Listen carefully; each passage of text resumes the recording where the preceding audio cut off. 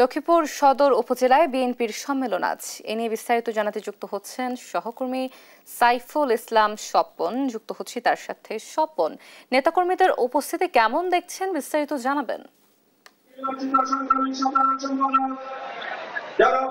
অতসী, আপনি যেমনটি জানতে চাচ্ছেন যে লক্ষ্মীপুর সদর উপজেলা বিএনপি যে সম্মেলন হচ্ছে, এই সম্মেলনকে কেন্দ্র করে নেতাকর্মীদের বিরাজ করছে।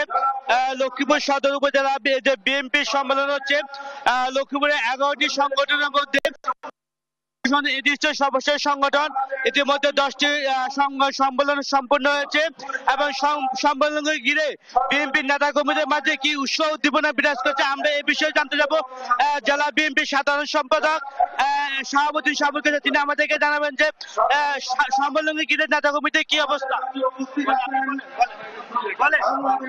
হ্যাঁ, আসলে আজকের এই সম্মেলন 2025 সদরপুর থানা স্বতঃস্ফূর্ত ভাবে সবাই অংশগ্রহণ করতেছে এবং এই প্রথম আমাদের একটা সাংগঠনিক থানা হিসাবে আজকে নির্বাচন বিভিন্ন ওয়ার্ড ইউনিয়ন সম্পূর্ণভাবে নির্বাচিত হয়ে আজকে আমাদের এই সদরপুরের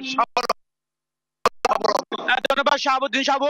এখানে একজন জেলা সদস্য এবং বাবুবের সহসভাপতি ওয়াহিদুদ্দিন চৌধুরী হ্যাপি। আমরা তার কাছে জানতে চাবো যে বিএনপির সম্মেলনকে কেন্দ্র করে নেতা কর্মীদের কি প্রত্যাশা। আজকে লক্ষ্মীপুর সদর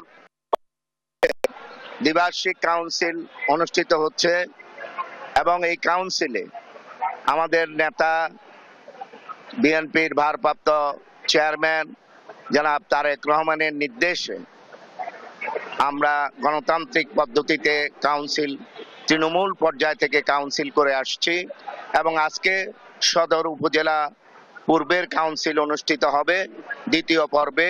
আমি আশা করি একটা সৎ, যোগ্য, নিষ্ঠাবান নেতৃত্বের মাধ্যমে আগামী দিনে তারেক রহমানের ঘোষিত 31 দফা বাস্তবায়নের জন্য যোগ্য নেতৃত্ব প্রতিষ্ঠা হবে, এই আশাবাদ ব্যক্ত করে আজকের এই সম্মেলন সফল ও সার্থক হোক।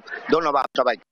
ধন্যবাদ ওয়াহিদুদ্দিন চৌধুরী আইপি। তিনি জানাচ্ছেন যে নেতা কর্মীদের কি প্রত্যাশা এবং তারেক রহমান যে উদ্দেশ্যে সম্মেলন করছে, এই সম্মেলনে কাউন্সিলরদের সরাসরি ভোটে নেতা নির্বাচিত হবে। অতসী, এ ছিল লক্ষ্মীপুর সদর উপজেলা পূর্ব সম্মেলন থেকে সর্বশেষ খবর।